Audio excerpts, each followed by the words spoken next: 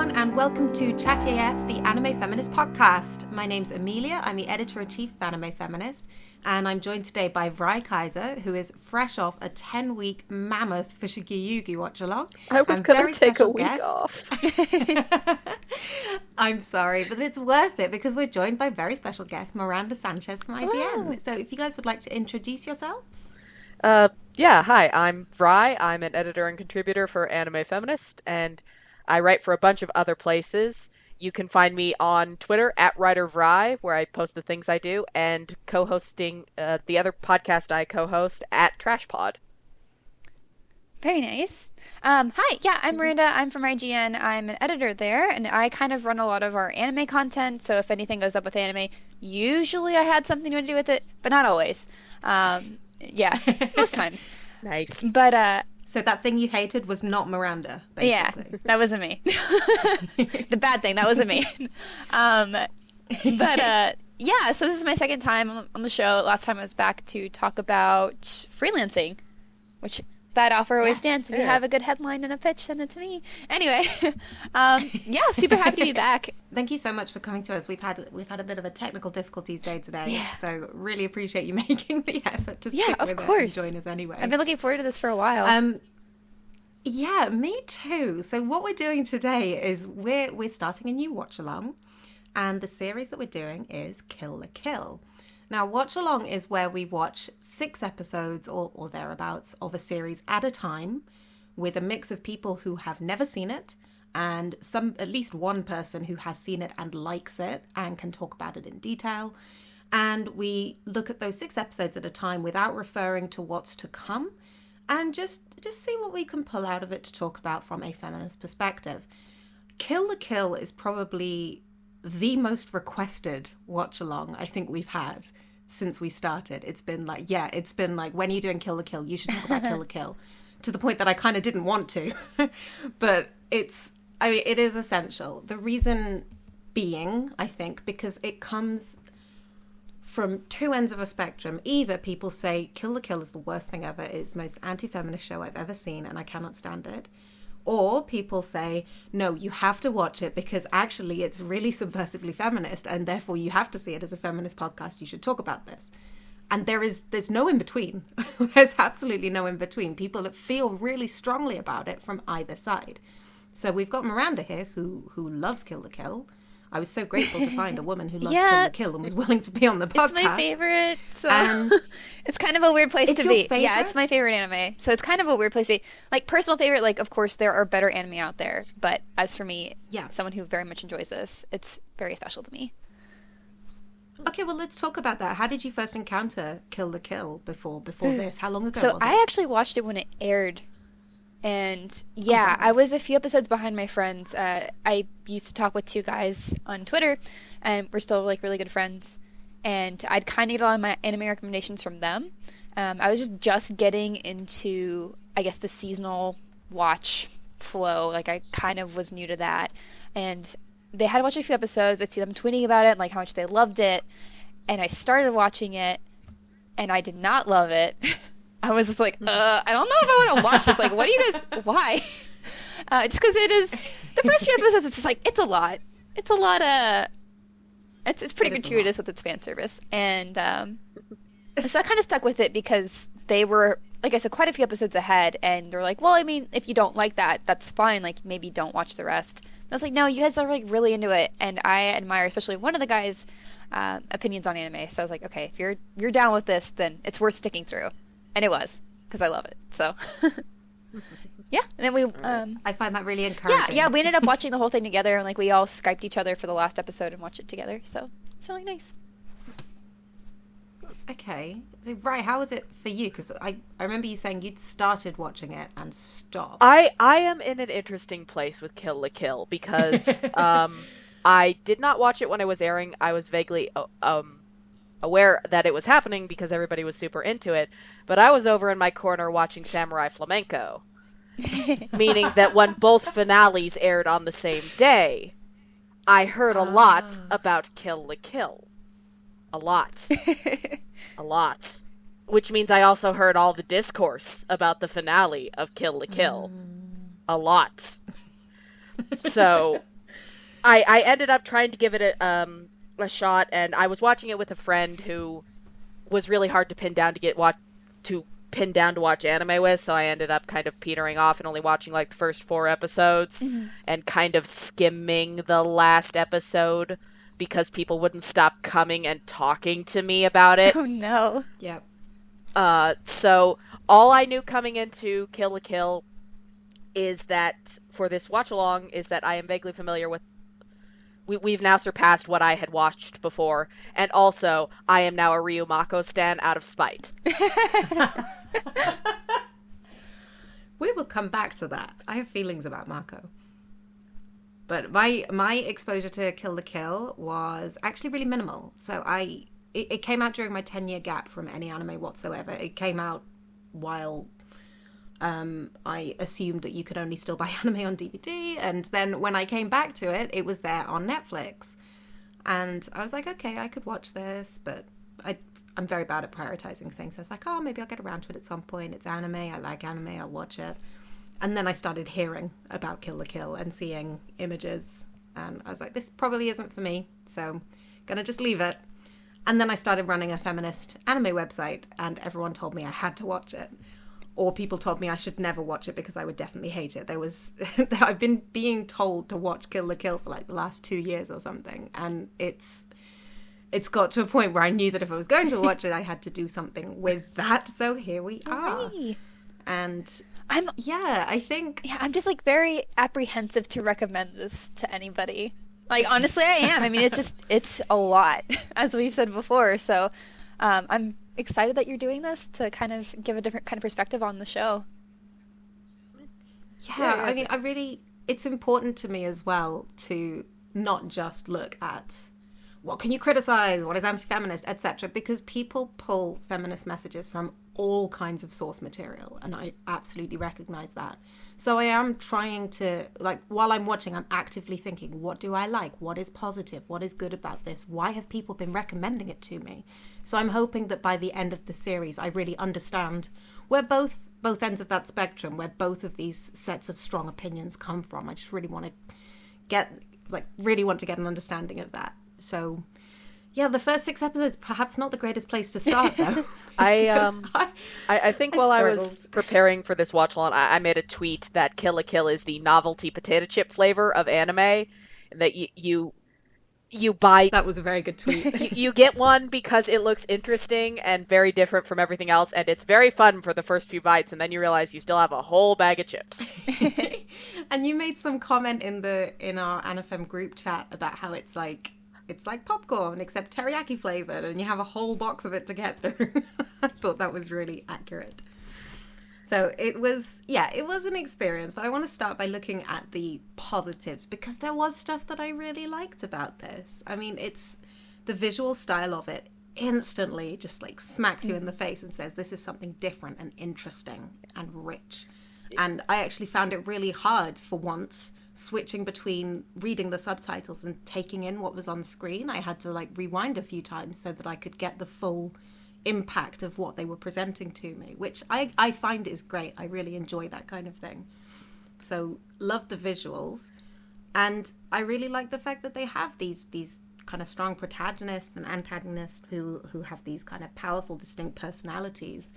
And I think there's some thematic stuff going on with like the power of clothing. I think it's an interesting metaphor. And that was, I thought that was an interesting mix of stuff from this first 6 episodes, which I had a very visceral response to. Vrai, how was it for you? The first 6 episodes, what did you like? It is undeniably really, really fun to look at. Like, I can see why, as this was Trigger's first anime, right? If I remember correctly. I think so. Yes. This was their debut. I've learned never to ask questions about Trigger on Twitter. I know. Yeah. They have their own stands. I mean, they might be doing Darling in the Heteronormative right now. Oh, but, I don't want to talk about that. You know, this was... didn't you hear? That's not Trigger. That's A1. That's not Trigger. Oh, right. Oh, gosh. But yeah, this is a very stylish, fantastic show to look at, and it's a lot of fun on that front. It reminds me in some ways of kung fu movies. Like when it's on its kung fu movie bullshit, It's really its absurdity really works for it in a way that I appreciate, because it is on this heightened level of stakes and what people consider important that all makes sense in this kind of internal logic. I think sometimes that tips over into being really exhausting, but when it works, like, I can see why people get, like, the other thing it reminds me of is Gurren Lagann, is that when I was watching it, I could see why people get swept up into this internal logic and very high energy, and then you step away from it for 2 seconds and you're like, I'm very tired and I think this might be dumb. I think I told you in the group chat, but it took me like 8 hours to get through 6 episodes because I kept falling asleep. I think it was like tiring me out as I was watching it, and I just had to take a nap like mid-episode multiple times. There was one sequence in particular I just rewound like 25 times, like just to be able to see what was being said. It is an exhausting experience, but because it's so rich. So yeah, like the gimmicks for every fighter are really fun. You know, the fact that that it is ugly sometimes in such an interesting way is fun. You know, it's like, I get it, and the colors are so bright, along with those very dark, very thick action lines on everything. It's a lot. It's got an aesthetic. I find that the characters are really as like expressive as well, which I always enjoy. So like the facial acting, I guess, of the characters is something that I find really appealing, and I just love Ryuko's face. Like, whenever she gets that kind of sly grin of like, yeah, I can beat you, I can take you. Like, I just love it. Ryuko is good, actually. I really like her. I like that she's got that kind of young shonen protagonist voice. I think that really works for her. And I do find Satsuki very interesting. I like Satsuki. Satsuki's my favorite. A lot of people like Satsuki. She's my favorite. I put up a Satsuki quote earlier because actually I think this is important to note. It was, what was it? Fear is freedom, subjugation is liberation, contradiction is truth. We're on our Orwell bullshit. Oh my word. But it feels really resonant in 2018 actually, and it felt kind of eerie. And they just mentioned Chancellor Hitler or something. Yeah. So it's like, okay, when you wrote this, it probably felt historical, but right now it feels really current. No, I did want to, because, like, I'm not sure if we're supposed to, from the way the world building is set in these first 6 episodes, if we are supposed to gather that this is a universe where the Nazis won. Yes, they say that, which is actually at the very, very beginning. When you're getting the first lesson, like the opening scene, they talk about how the Nazis won very briefly. Like, it's easy to miss, though. That's what I thought. Yeah. Yeah. Which, like, on the one hand, this is clearly a dystopia. On the other hand, I have some inherent side-eye about A, medium that really loves Nazi chic, and B, that really hasn't, like, decided to interface with the fact that they were part of the Axis powers during World War II, doing a Nazis won universe. I have some inherent issues with this. I think that's fair. And yeah, again, it probably felt really, really fictional 5 years ago, whenever it was made, and now it just it feels almost bad taste. But I don't want to hold that against them for not being able to kind of see where we were headed. Yeah, it's one of those, like, clearly this is dystopia, but isn't the dystopia kind of cool? Yeah, exactly. In a way, it's cool, but it's also just generally awful. I mean, everyone lives in poverty, and like there's a select few that have privilege, and even then, just the culture as a whole is gross. I think it's the only place where the super stylization kind of shoots it in the face, because it makes it makes the extreme poverty that Mako's family is living in look kind of cute and fun. Yeah. Except for the worms and the croquettes, I die. That was so horrible to watch. I felt actually physically sick watching that scene. It was not pleasant. But yeah, I also, like, weirdly enough, the anime that was coming to mind for me when I was watching it was actually Utena. This sense that you're in a school environment that doesn't work the way schools work, and that they have their own, like, ruling system that doesn't involve adults. And I always find that really unsettling when you kind of take adults out of the picture, even though they're technically still in the picture, and you have these school children who kind of rule the world. And I always find that a little bit uncomfortable, which I don't think is necessarily a negative thing. But that I got that same vibe from Kill la Kill as I did from Utena, which I also find an uncomfortable watch. So I'm not sure if that's going to continue. But that whole kind of, I don't know, student council, combat ability, interesting quirks kind of thing. That is not made for me, I think. I understand the appeal for other people, but that particular approach to framing a story about a school never works for me. So I'm not sure how that's going to go. Okay, let's look at some of the negative things. Because there's probably one or two, right, Vrai? Maybe. What was the worst thing for you? If you had to pick one thing that you said, this is likely to put me off continuing to watch. I mean, what was it? You watched it and stopped. Well, no, I just stopped because the person I was watching it with wasn't cooperating, and I was watching other things. But I'm really put off by the wasn't cooperating. No, I know how that goes. She's like, "Come on, let's just watch." Okay, maybe later, right? Yeah, and later never comes. Yeah. Okay. Yeah. It never happened. No. Like that. That's also why I didn't finish Tokyo Ghoul. Anyway, but I'm really put off by the focus on humiliation, Ryuko's humiliation, because I will stand literally I will fight the entire world twice over every day of every week forever about the woman called Fujiko Mine, which I think is an anime that uses nudity in very interesting and in your face ways. But that series is very much about the character always having control of moments where she displays her body and being very comfortable with her body, whereas a lot of this first chunk is a lot of focus on how embarrassed Ryuko is to be showing off her body, how turned on the crowd is by that, and then the resolution to that is, well, if you would just embrace the fact that you're being exploited, you would find power in that. Yeah, that's always been like a long-standing issue I've had with it. I mean, even though it's my favorite, like I certainly have issues with this show and like how it portrays that as well. Yeah, and even things like I was kind of excited.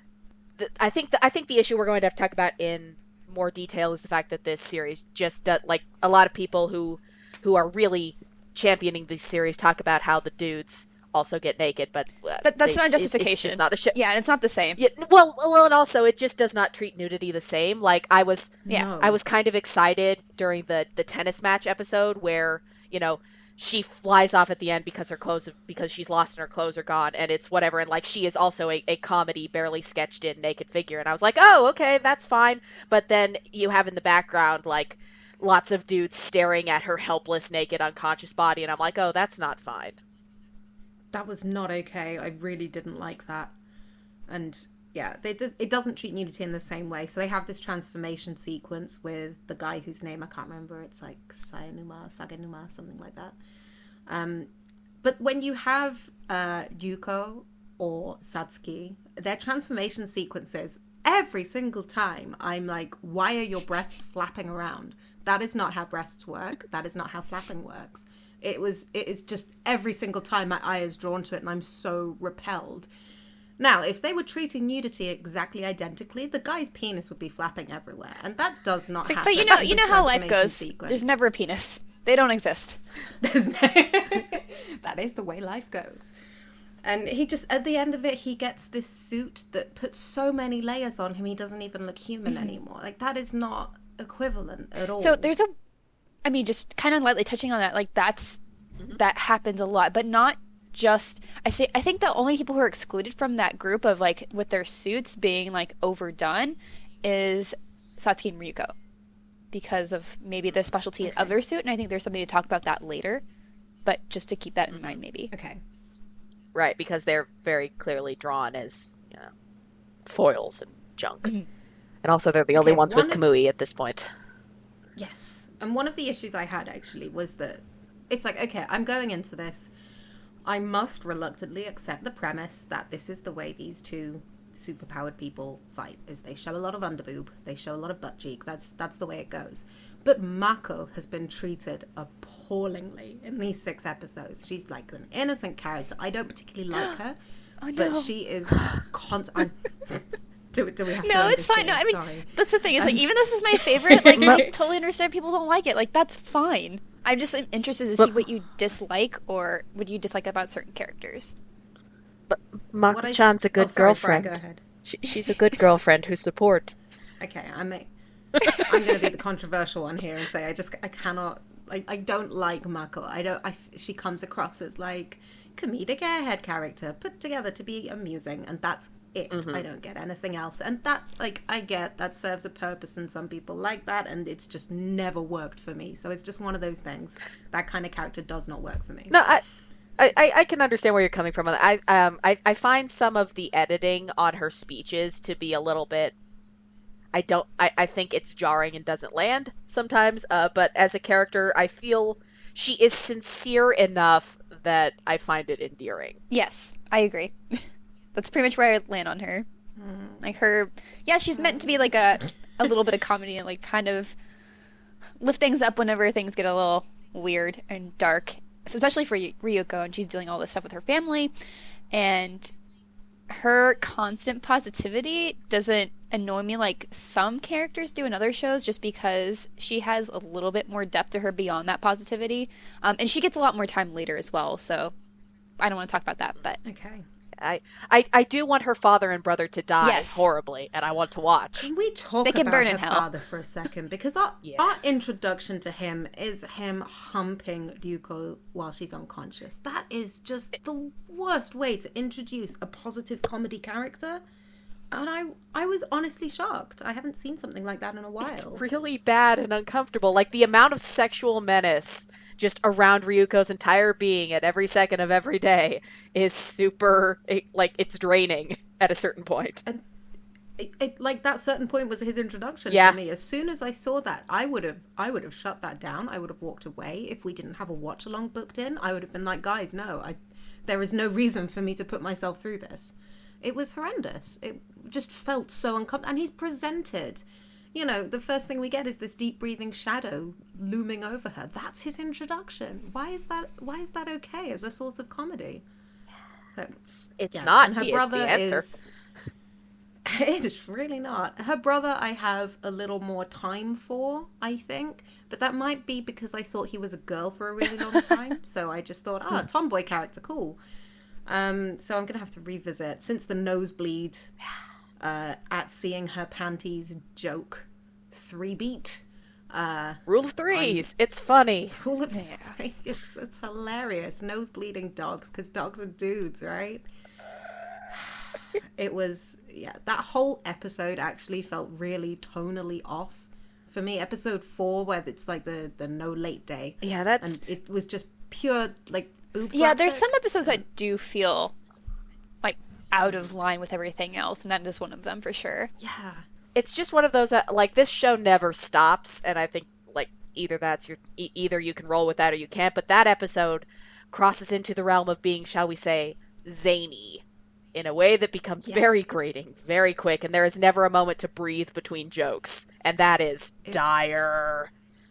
Exactly. It was so weird, because that's not what it is. Now, if that sequence had been in Pop Team Epic, like, okay, again, you go into these shows accepting a certain premise. Wall-to-wall gags is not what I expected Kill la Kill to be about, so it just felt completely off, especially because it came right after episode 3 has, like, Ryuko and Satsuki, and Satsuki's just got her junketsu, right? Yeah. And so they've just had this huge battle, and Yuko's like had to face an enemy that she can't deal with for the first time, and it's introducing a rivalry that presumably is going to be really important. It's life and death. It's talking about her father's murder, and then you get this like episode 4 slapstick throwaway thing. It was so for something weird. being just free, original, with no reason for filler in any sort of way. Like, this episode was just like, it's like, stop. Exactly. And then the next episode's good. Like, it gets back on track. And then, but that one's just like, no, push it. Do that earlier, somewhere else. And edit it immensely. Episode 3 is actually where I would have stopped watching. So, in terms of what I hated the most, now, there's a lot of moments I really don't like how Mako's underboob gets shown a lot. I don't think that's okay. There's a lot of moments where... Why isn't this child wearing a bra? Why isn't this Bras child don't wearing a bra? exist. That's an excellent question. I'm so glad bras do not exist. Japan is yet to discover the bra. That's not But true. the We see worst- Ryuko's later. Oh yeah, never Oh, we mind. do, don't we? And that was like not even later. Episode 1, we see her bra. She's when Senketsu is trying to. Boy, what a great way Be to introduce worn the most by important her? central relationship in the series with implied sexual word. assault. And actually, because I knew nothing about Kill la Kill, right? So when this uniform had a male voice, that instantly made it more uncomfortable for me. And I hadn't expected that. I don't know what I expected. I'm not even sure I knew it talked, but it does, and it's a guy, and it makes and it fat shames her, and I hate that. oh my goodness, yes. I made all these notes earlier, and I was just like, you know what? I think I'm going to have to come back to these, because the list of the ways that women are treated badly for their bodies is so long. I'm just like, let's wait and see what filters through and what continues, and then we can talk about those. Yeah. Well, I think what I was struck with watching while I was, and I mean, I know a little bit about how this shakes out at the end because of all that discourse, but not like really. I only know the broadest strokes. So a lot of this I was still in the dark going like, okay, I can see where there's maybe an idea about this and Satsuki's issue with wedding dresses, and fine, I can see where you might be doing something with this. I'm not sure I like it, but okay, we'll talk about that later. But then there were these other things where like the shitty lose some weight jokes where it's like, you just think this is funny and you're not actually going to question this, so you're actively undermining the things you want to talk about. Yeah. And I am pleased that it seems like there is some thematic weight in this, even these first 6 episodes. Like they're laying the foundations for something that they can build on. I'm not sure yet how well they do that, but like Miranda's belief in it really gives me hope. So I've only seen the series twice, even though it's like one of my favorites. I watched it when it was first airing. I was quite a bit younger, and so like some of the sexual assault themes too, like I didn't really pick up on. Like the first time watching this, like I didn't really think about the idea of Senketsu assaulting Ryuko. Like I didn't get that. Like so, prefacing it, my young mind at the time did not really pick up on like the obvious parts where like Mako's hanging upside down over some oil and like nearly naked. Like yeah, that was an issue. But like some things, like it's taken me time to talk to people about it and to like to understand where they failed in this show, or like very deeply failed. But the themes and things that they do want to talk about, I think make it interesting enough to keep going and seeing how they at least attempt to do these things. So yeah. I mean, I probably wouldn't have if I didn't have a watch along, but now that I'm here, I'm going to get the most out of it that I can. I'm very interested in how they position clothing. I think the idea of treating Junketsu as a wedding dress, talking about it as a wedding dress, I'm interested. I want to know where they're going with this. And the way that they talk about how clothing is power, like the level of school uniform you have bestows upon you certain physical powers. That's interesting. I want to know where they're going with it. So I'm sticking. I'm glad this you're out. finding some things interesting at least. Yes, yeah, for sure. And I don't think there like either of us. I'm speaking for Vrai here, but I don't think either of us expected that there would be nothing, because otherwise, why would people recommend it to us? On that note, so let's look back at that idea that people do recommend this as a feminist pick. They say, if you're a feminist, you should watch this because you will find it interesting. Yes, there'll be some stuff that you hate. That's okay. Just put that to one side and keep watching because it's worth it. So in these first 6 episodes, like what can we pick up on that we think I will say before we about? get into that, I've been grappling a lot with this season, particularly this season, with that, let's call it a critical feint. I won't call it cheap. That you can only speak authoritatively on something that you've seen all of, even if the person who likes it hasn't seen all of it either. Yes, I think that's entirely fair, and it is something that people are held to, which seems pretty unreasonable, to be honest. I've always said that if an anime shows me clearly that it's not interested in retaining my viewership, then it has no right to it. Yes. I absolutely agree. And I think, and I think you can make a judgment call very early on, saying this anime, like the people that made this, have no interest in me watching it. Therefore, that's fine. Like it's not to I think there is a distinction that one can make that, like, a show can still be doing interesting things if you look at it, but that does not mean if you are picking up on things you think it is handling badly or things that you don't find worthwhile or mishandled, that you have just read it wrong and also you are dumb. Yeah, and we are seeing that a lot at the moment, unfortunately, across several shows. But it is something that's been, that argument has been around for a while. Like, you've seen a few episodes, you don't like it, you want to stop watching it. Then people say, oh no, you have to keep watching to the end because otherwise you can't criticize it. But if you watch it to the end and you criticize it, then it's, well, why didn't you switch off early? You don't have to watch it if you don't. You can never win. Right. Well, so there's absolutely no way to win. People just don't want these things to be criticized. Like with Kill la Kill, there are some interesting things going on here. You cannot say that this is not a show that doesn't want to say a thing. But also, you can also definitely not say that this is not a show that did not think clearly through every element of what it was trying to say. Yeah, absolutely. And I think for Kill la Kill, people have been kind of talking about it in terms of recommendation, but they have also said along the way there is stuff you will hate. I don't think anybody has ever said to me you will love Kill la Kill. So they expect you to have an unpleasant experience with it, at least some of the time. I totally agree with that. That's, like I said, one of the reasons I have a really hard time recommending this. Yeah. These first 6 episodes. Yeah. I know, this is one of the first anime I actually watched with my boyfriend, and I was surprised he was so on board with it. I was like, okay. Like, my twin sister actually hates Kill la Kill. Like, she does not like it at all. And I'm like, all right, can't win everything. It's fine. Yeah, absolutely. And, like, what kind of people would you recommend this to, Miranda? What people have you successfully recommended it to, boyfriend aside? I don't. I just generally don't recommend this. I just say, this is my favorite anime, and if you want to watch it, that's cool. I just want to warn you before you go in that there's some really problematic stuff in here. And then lay it out, and then proceed, and hopefully they like it. And if they don't, I understand. But if they do, then I have another person to talk to Kill la Kill about, and be very excited about Satsuki about. So.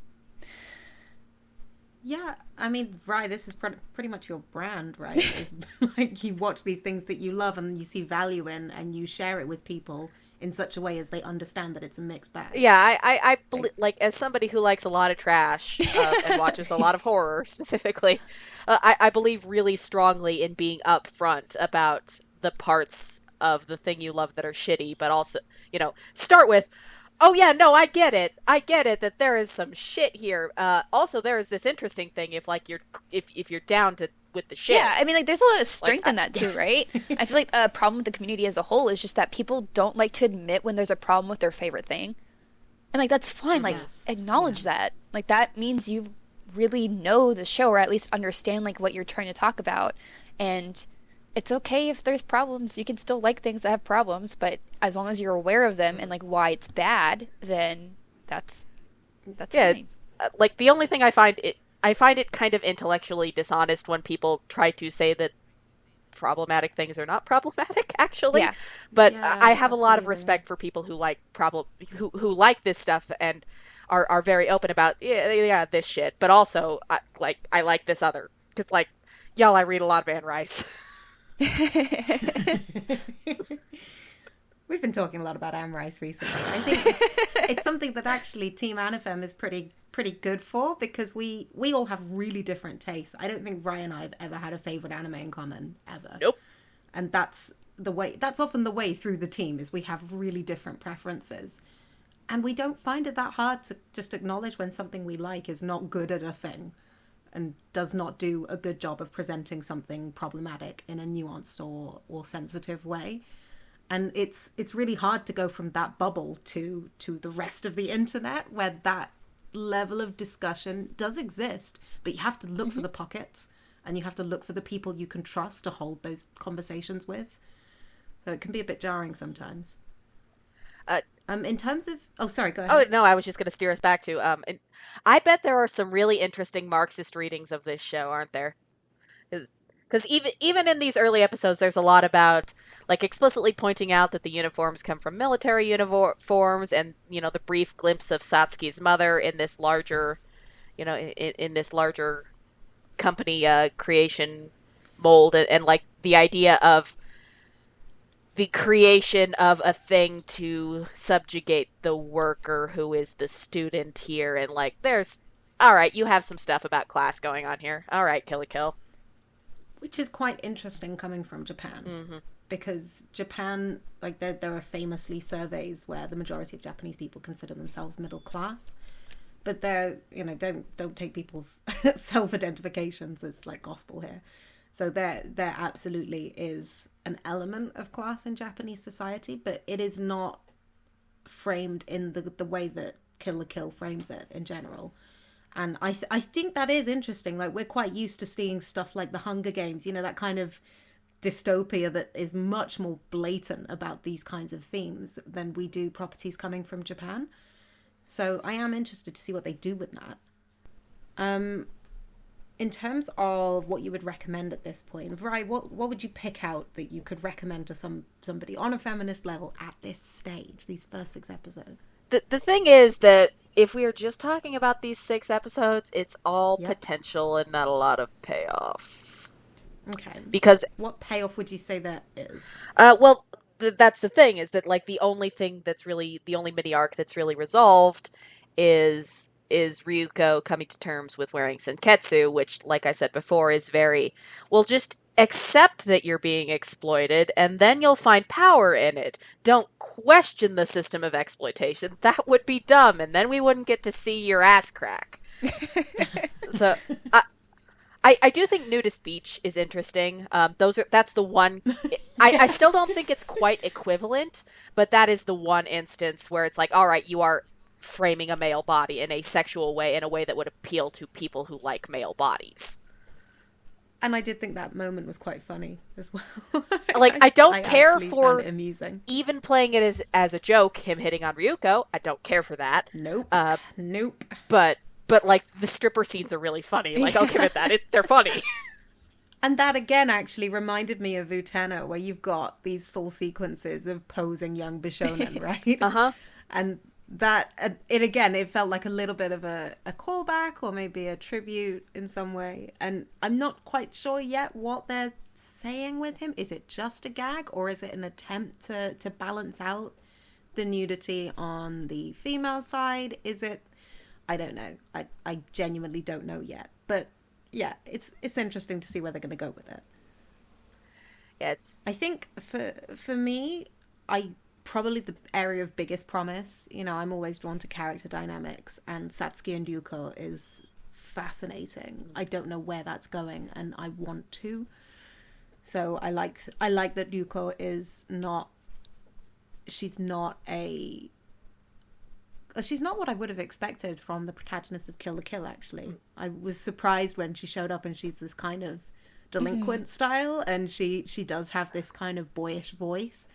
And I was like pleasantly surprised. I had always, because I'd only ever seen the outfits, and I didn't really know much about it beyond that.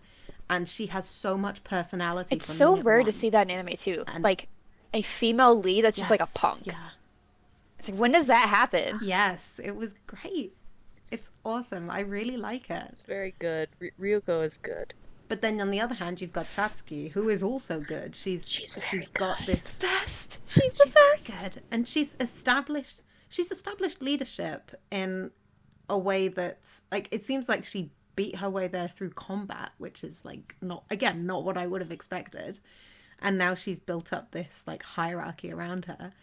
And again, I don't really understand what her end game is there, but I'm interested. She's motivated by something. And I guess that's it. Both of these characters are clearly motivated by something. Their actions have meaning. They have agency when they, you know, except when they don't. And their kind of relationship as equals and rivals, like, that's so shonen, actually. And we don't see that dynamic outside shonen between women. Yes, that was one of the biggest things that appealed to me when I started watching Kill la Kill for the first time. Because, like, these kinds of characters just did not exist in anything I'd watched before. And just seeing that had me, like, in tears. It's like, wow, look at these women just, like, owning everything they do and having, like, such... I mean, aside from the shitty sexual jokes, just, like, having this ownership over themselves and their power and their determination, and eventually plans, just so much. And I'm very excited to see where they go. So that's what would keep me watching, and I think that's what I would potentially recommend to other people, is this unusual dynamic between women. Yeah, So, it's I did die a little bit. I think it was, well, it was a good example of the show being on its kung fu bullshit when we had the flashback to everyone has been in this gang since middle school, I guess. yes. Yeah. In exactly the same dynamic. Fine. And why not? Okay, let's look ahead a little bit. Vrai, where do you want to see it go from here? What would make Kill la Kill a series that you could recommend? I would love to see some episodes where it takes a breather a little bit. Like, I know it's never going to stop being Kill la Kill, Yeah. but it needs at least a little bit of gravitas to ground it. I think that scenes like the one where the wedding dress scene is really good.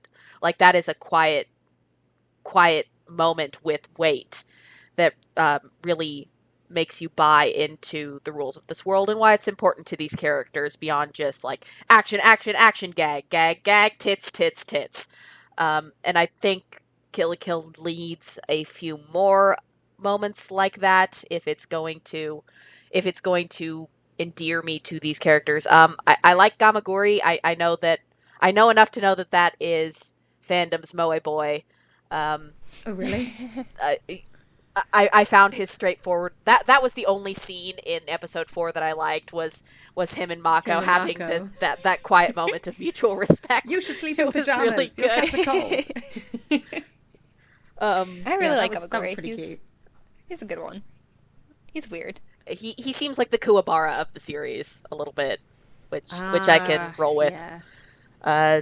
Okay, yeah, I can get behind that. Yeah, it's so like I want it to sell me on his characters because if I am fond of the characters in a work, then I can tolerate a lot more bullshit. Whereas right now I'm appreciating the style, but style runs thin real fast. And like I like Mako, she's a good girlfriend, but I told you I came in and I am really bitter from years of people being no homo assholes.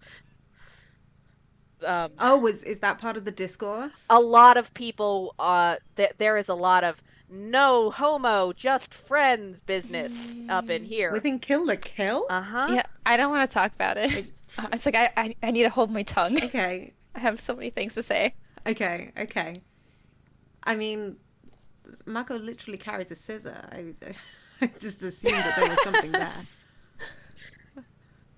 Not Mako, sorry, Ryuko. Ryuko carries half a scissor and she thinks Satsuki has the other half. I mean, I read into that. Maybe I shouldn't have. Well, there's some good stuff to talk about later. For sure. Okay. Yeah. Okay. I hope they do. Yeah, I hope they do. I'm looking forward to discovering the things that you are keen to talk about. Yep.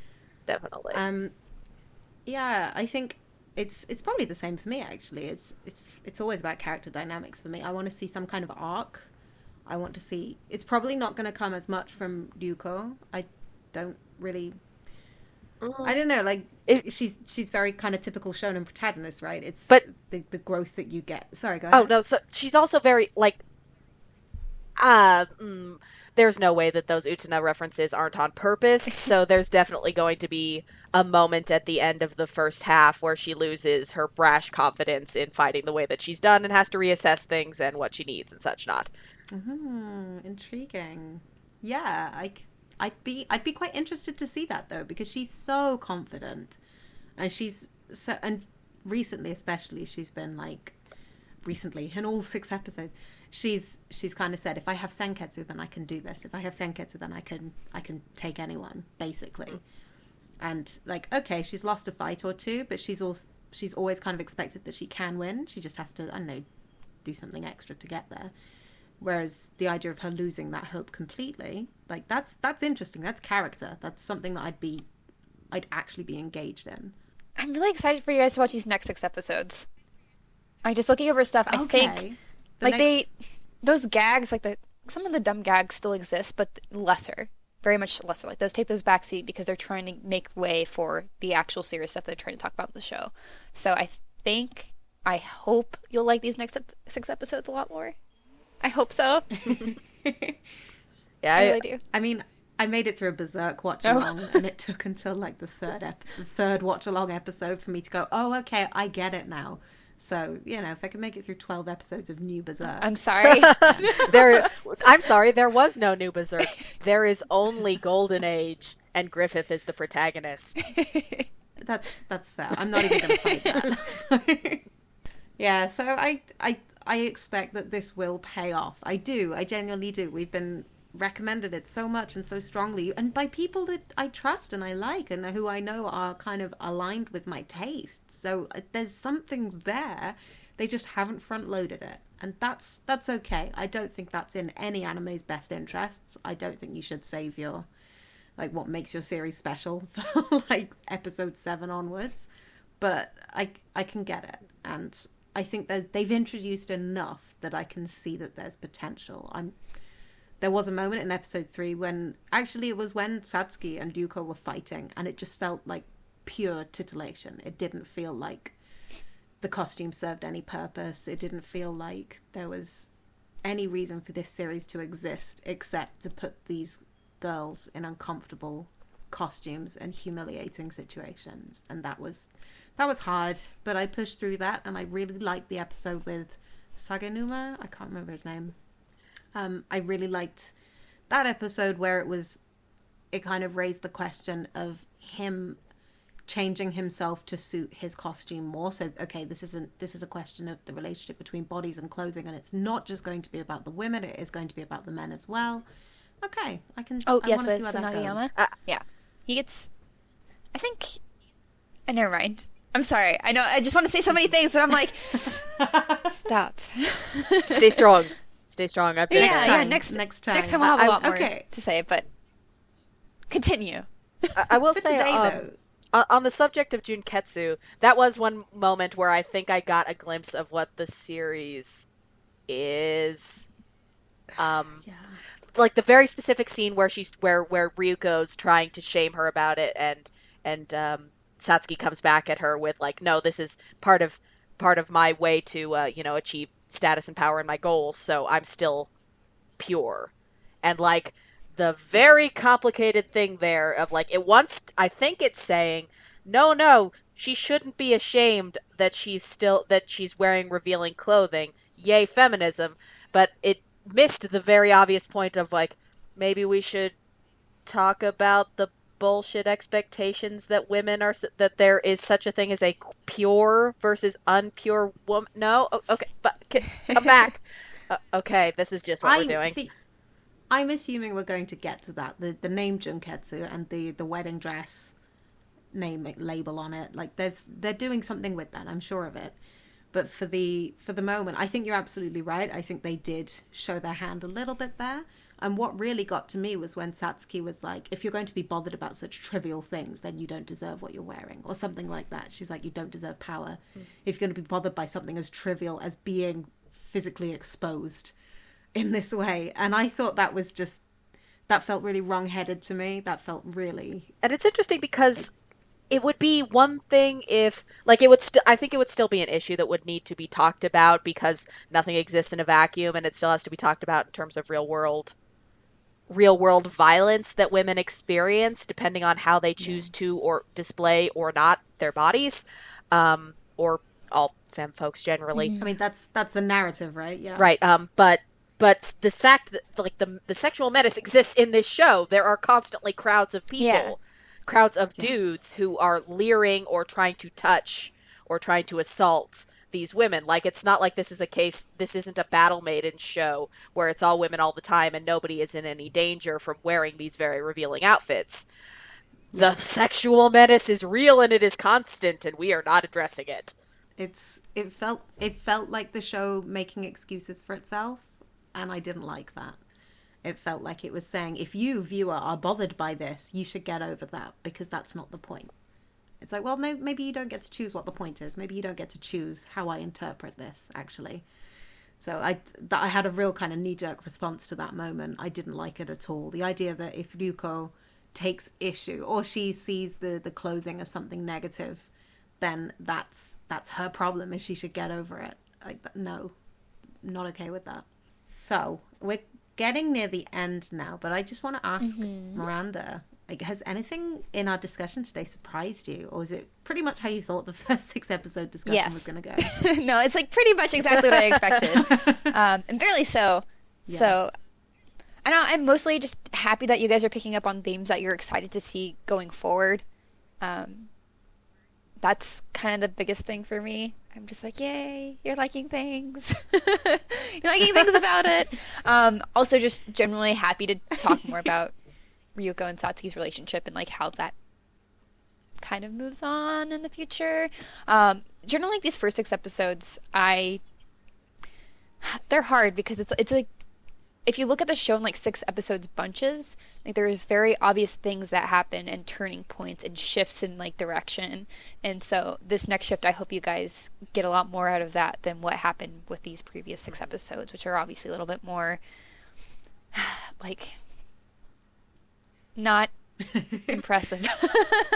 I mean, like maybe there's like things there that they're building on. Of course, they have to introduce this weird world and like what they want to achieve here, but they don't really get to anything super substantial, I think, and hopefully going forward you'll pick up on more you like. Great.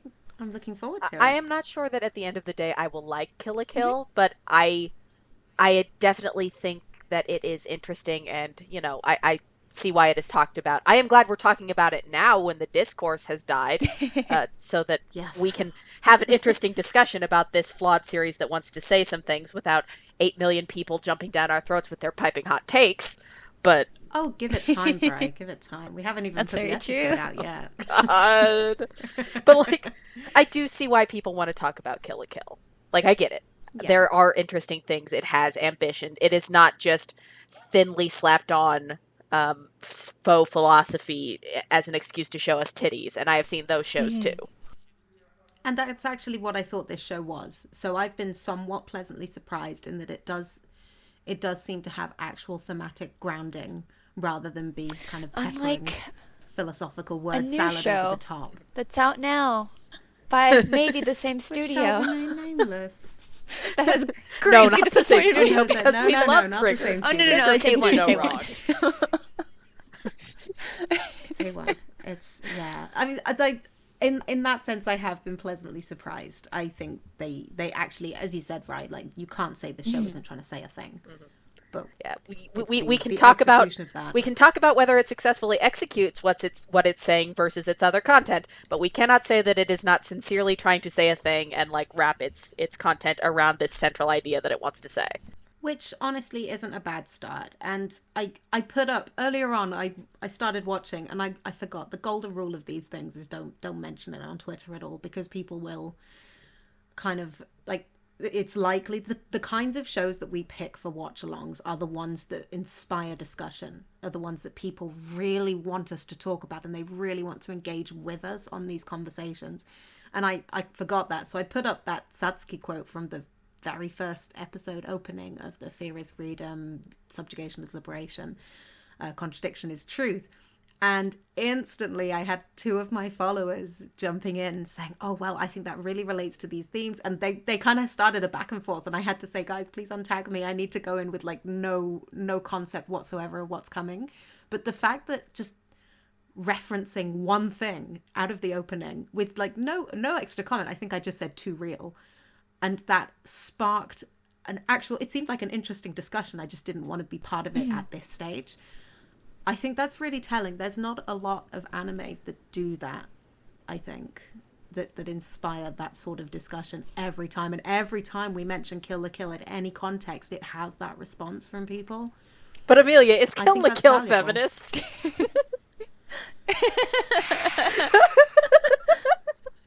We'll come back to that in just a few weeks. Okay, we should wrap it up for today. I think we're going to have some really interesting discussions in the weeks to come, though. So for now, I'll just say that you can find the rest of our work, Anime Feminist, on animefeminist.com. You can find us on Twitter at animefeminist. You can find us on Facebook, facebook.com/animefem. We have a Tumblr, animefeminist.tumblr.com, and of course we have a Patreon, patreon.com/animefeminist. This is how we officially pay everyone. We actually do pay everyone involved in AniFem as contributing writers, administrators, editors. We're not yet breaking even. We could do with a bit more money to get to that point, and we are unfortunately nowhere near covering the cost of our quarterly premiere reviews that we do to help you decide which anime you want to spend your time on this season. So if you can spare $1 a month, and I do mean $1, they're my favorite pledges because they are the most sustainable. It really does add up. If you wanted to pay us $5 a month, then you get access to our Discord where we can have conversations like this about anime, manga, games, Japan, anything. And that's at $5 a month. But the $1 really helps. So if you can spare $1 a month, please head to patreon.com/animefeminist and send us that dollar to continue our work. So thank you so much to Vrai and Miranda, and we will be back next time with episodes 7 to 12 of Kill la Kill. Yay!